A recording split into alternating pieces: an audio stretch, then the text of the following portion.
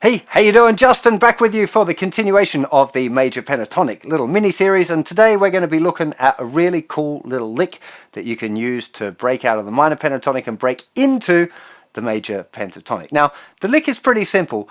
We're going to learn an open position one in the key of A, and we're going to learn a closed position or movable position one for the D and the E chord, because we're just going to be working in a 12-bar blues in the key of A, which is how I would recommend that you start with this sort of stuff.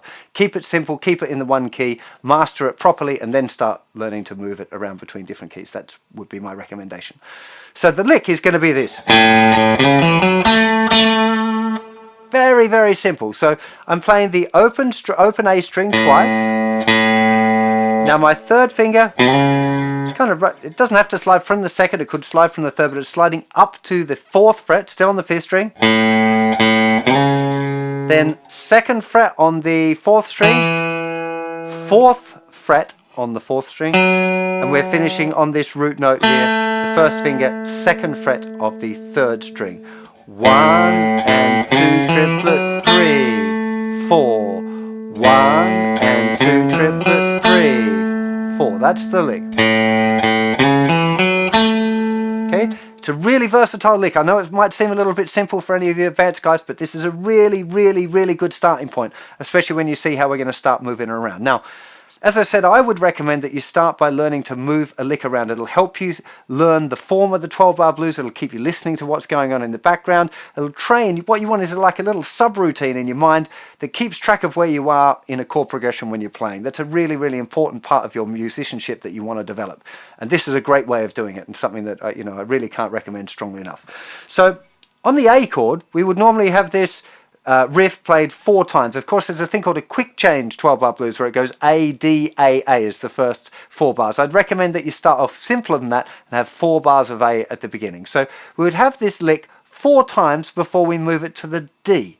So I'd recommend that you start just by practicing it on the A. So get used to going 1 and 2 triplet 3, 4, 1 and 2 triplet 3, 4. I'm using down, down, down, up, but it doesn't really matter the picking. You can, choose whatever feels comfortable for you. Now, that lick in D, we're going to take exactly the same stuff, but we're going to start with the 1st finger in the 5th fret of the 5th string, which is the note D. Okay? This time, we're going to start with the 1st finger, then 3rd finger slides from the 7th fret to the 9th fret, then 1st finger, 7th fret of the 4th string, 3rd finger, 9th fret of the 4th string, 1st finger on 7th fret of the 3rd string. 1 and 2 triplet 3, 4. 1 and 2 triplet 3, 4. Now the lick for E will be exactly the same. Okay, but when we do that last little sequence, it'll be E, D, A, E. So we're going to move from the E straight to the D, down to the A, then the E again.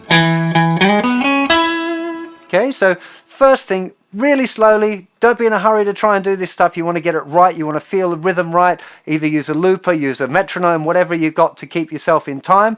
But just do it real nice and slow. 1 and 2 triplet 3, 4, and it'll be a 2nd time.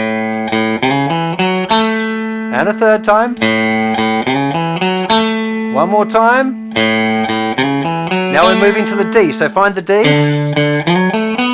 We'd be playing that twice. Then back to the A. Twice. Here's the last, so we go E. Then to D. Back to A. Last time on E. Or you could put a turnaround there at the end. So work through that nice and slowly. Try and get used to being able to play it confidently. Make sure you know where you are. Make sure that you know how to see the root notes for the different chords, because eventually, of course, you want to be doing it in different keys. So that would be what I would recommend as being the first step. Then play it over a loop. Now I've just recorded a little 12-bar blues loop here. I'm not going to play the first one because it's difficult for me to judge the tempo of here, but here we go. So now we're in. Now we're moving to the D. Twice. Back to A. Now to the E. D. Back to the A. E. So that would be what I would recommend as a starting point, just to take this one lick and start exploring it. There's lots and lots of possibilities once you've got this lick under your fingers. You could be using it in a regular 12-bar blues where you're playing the minor pentatonic, and when it hits that D chord, you could launch into that lick. That's a really, really nice way of highlighting the changes again. It doesn't have to be exclusively that you're using the major pentatonic on the 1 chord and the 4 chord, the 5 chord. You can use whatever bit at whatever point you like.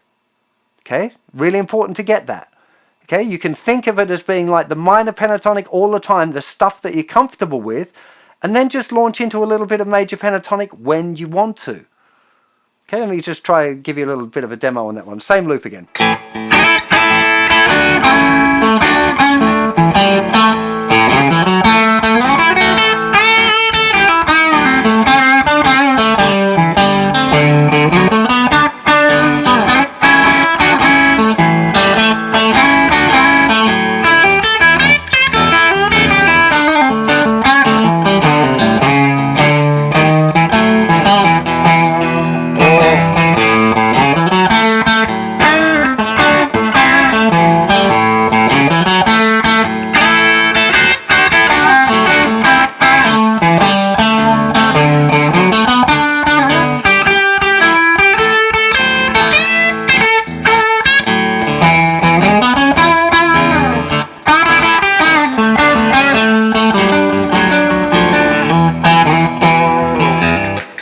So that demo there was a little bit lumpy because I was trying to force myself to show you the ideas, but that's what you need at the very beginning. You need to force yourself to use these concepts, okay? In the real world, when you're playing for real and you're trying to express yourself, you shouldn't be thinking.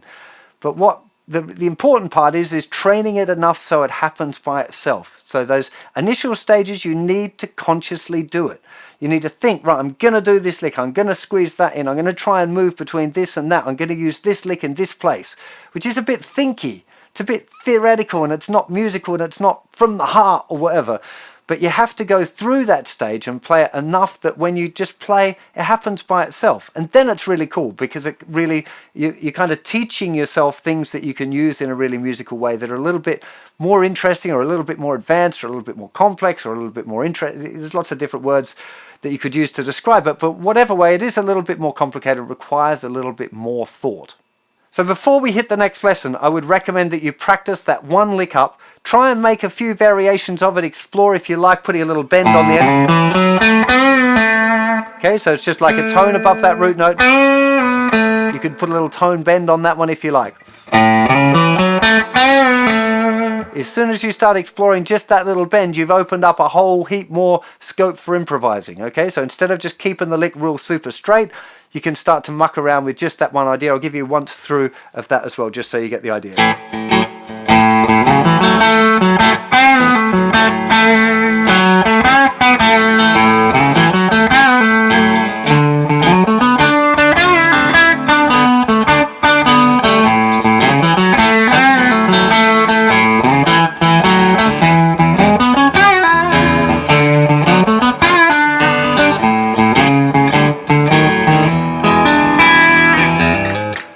So you get the idea. Just by adding that one little note at the end, you've suddenly expanded that what you've got to play with a whole heap. And that's a pretty important kind of part of the deal, I think, is learning to improvise with it. I want you to learn a lick. I want you to learn to phrase it. I want you to learn to make the chord changes, to use it in different ways, to be able to go from the minor pentatonic and into the major pentatonic at any point, and then to start making variations of that little lick. Now, that's a lot of work. For most people, that's not a week's work. That's a few weeks' work if you can practice every day and you can use a backing track or a looper pedal or whatever. But it's such good stuff. I promise you, this is really, really good. It's not just about playing the major pentatonic and learning a new blues lick. It's about training this part of your brain to stay aware of where you are in a chord progression. That's a really, really valuable skill. So in the next lesson, I'm going to give you another Really, really nice little lick to start exploring with in the same way. And then we're going to start looking at, you know, more complex versions, adding in this blue note, looking at mixing the major and minor pentatonic and that sort of stuff. So hopefully you're enjoying this series. Do subscribe to my channel if you dig what I do. I really, really appreciate your support. It makes a big difference. So hit that subscribe button. Remember, there'll be loads of support materials over on the website. There'll be a link in the description. If you want to click that, we'll get some tabs and neck diagrams, all that sort of stuff over on the website. Remember, you have to be a registered user to find the PDF files, just in case you're wondering where they are. So hopefully you're digging on all of this, and I'll see you for plenty more lessons very soon. You take care of yourselves. Bye-bye.